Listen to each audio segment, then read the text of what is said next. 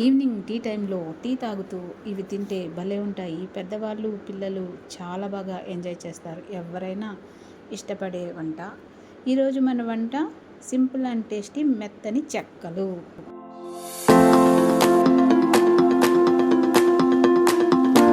కావలసిన పదార్థాలు: బియ్యం పిండి, తరిగిన ఉల్లిపాయలు, అల్లం వెల్లుల్లి పేస్టు, పచ్చిమిర్చి ముక్కలు, సన్నగా కట్ చేసిన కొత్తిమీర, కరివేపాకు, నానబెట్టిన శనగపప్పు, పెసరపప్పు, ధనియాల పొడి. ముందుగా బియ్యం పిండి తీసుకొని సన్నగా కట్ చేసిన ఆనియన్ ముక్కలు అయితే ఇందులో వేసుకోవాలి. తర్వాత సన్నగా కట్ చేసిన పచ్చిమిర్చి ముక్కలు, తర్వాత నానబెట్టిన పచ్చిశనగపప్పు, నానబెట్టిన పెసరపప్పు. ఇవన్నీ ఒక గంట ముందు నానబెట్టుకోవాలి. పెసరపప్పు, పచ్చెనగపప్పు, సన్నగా కట్ చేసిన కొత్తిమీర, కరివేపాకు ఇందులో వేసుకోవాలి. ఇప్పుడు జీలకర్ర వేసుకోవాలి. తర్వాత ధనియాల పొడి ఒక అర స్పూన్ వేసుకోవాలి. అల్లం వెల్లుల్లి పేస్ట్ ఒక స్పూన్ వేసుకోవాలి. మనమైతే ఇక్కడ 2 గ్లాసులు బియ్యం పిండితో అయితే తయారు చేస్తున్నాము. ఒకసారి వీటన్నిటిని ఇలా కలుపుకోవాలి.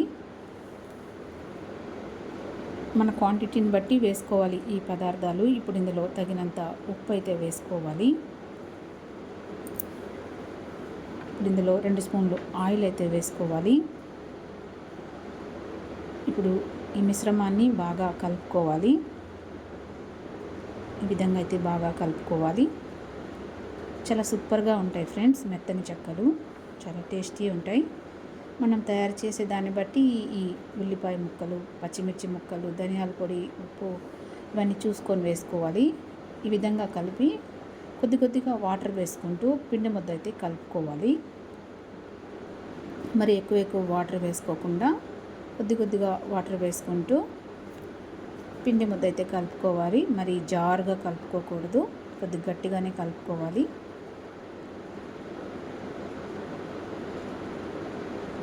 ఈ విధంగా అయితే కొద్ది కొద్దిగా వాటర్ వేసుకుంటూ కలుపుకోవాలి పిండి ముద్ద. చూస్తున్నారా? మరి ఎక్కువ వాటర్ అయితే పిండి చాలా లూజ్ అయిపోతుంది. ఈ విధంగా కలిపి ఒక 15 నిమిషాలు పక్కనైతే పెట్టేసుకోవాలి. ఇలా చేతికి ముద్ద తీసుకుంటే గట్టిగా ఉండాలన్నమాట.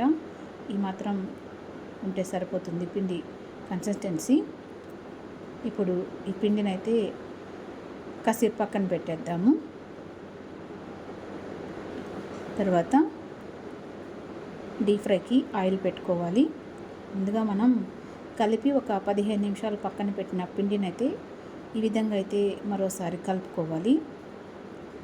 చాలా సూపర్గా ఉంటాయి ఫ్రెండ్స్. మీరు కూడా ట్రై చేయండి. మెత్తని చెక్కలు తయారీ విధానం చూస్తున్నాం. పిల్లలు, పెద్దవాళ్ళు ఎవరైనా ఈజీగా ఎంజాయ్ చేస్తారు. చాలా టేస్టీ ఉంటుందన్నమాట. తినడానికి కూడా ఇబ్బందిగా అనిపించదు.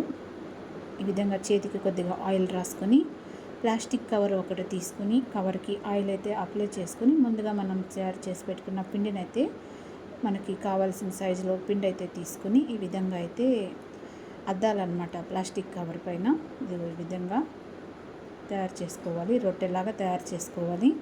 ఈ విధంగా తయారు చేసుకొని నడి మధ్యలో హోల్ అయితే వేసుకోవాలి. మన వడల సైజుగా. మరి పలసగా అయితే చేసుకోకూడదు, కొద్దిగా మందంగానే చేసుకోవాలి. మంట మీడియం ఫ్లేమ్లో పెట్టేసుకొని ఈ విధంగా అయితే తయారు చేసుకోవాలి. చాలా సూపర్గా ఉంటాయి ఫ్రెండ్స్. పెద్దవాళ్ళు, పిల్లలు అందరూ ఎంజాయ్ చేయవచ్చు అనమాట. టీ టైంలో చాలా బాగుంటుంది. ఈవినింగ్ స్నాక్కి చాలా బాగుంటుంది. మీరు కూడా ట్రై చేయండి. ఇదిగోండి, ఈ విధంగా 2 సైడ్స్ అయితే ఈ విధంగా కాల్చుకోవాలన్నమాట. ఇప్పుడైతే ఇది రెడీ అయింది. ఇంకొకటి వేద్దాము. సేమ్ అదే విధంగా తయారు చేసుకొని ఇంకొకటి కూడా వేద్దాము. చాలా సూపర్గా ఉంటాయి ఫ్రెండ్స్. 2 సైడ్స్ ఈ విధంగా అయితే కాల్చుకోవాలి. మరి పలసగా అయితే చేయొద్దు. ఈ విధంగా కొద్దిగా మందంగానే తయారు చేసుకోవాలి. ఇప్పుడు ఇది కూడా రెడీ అయింది. ఇదిగోండి, చాలా సూపర్గా ఉంటాయి ఫ్రెండ్స్. చాలా టేస్టీ ఉంటాయి మెత్తని చెక్కలు. ఈవినింగ్ టీ టైంలో అయితే చాలా టేస్టీ ఉంటాయి. పిల్లలు, పెద్దవాళ్ళు ఎవరైనా ఎంజాయ్ చేస్తారనమాట. ఇవి గట్టిగా ఉండవు, కొద్దిగా మెత్తగా ఉంటాయి. వేడివేడిగా తింటే చాలా సూపర్గా ఉంటాయి. చాలా టేస్టీ ఉంటాయి. మీరు కూడా ట్రై చేయండి. మీకు ఎలా వచ్చింది కామెంట్ చేయండి. మెత్తని చెక్కలు వీడియో నచ్చితే కొత్త వాళ్ళు ఛానల్ సబ్స్క్రైబ్ చేసుకొని సపోర్ట్ చేయండి.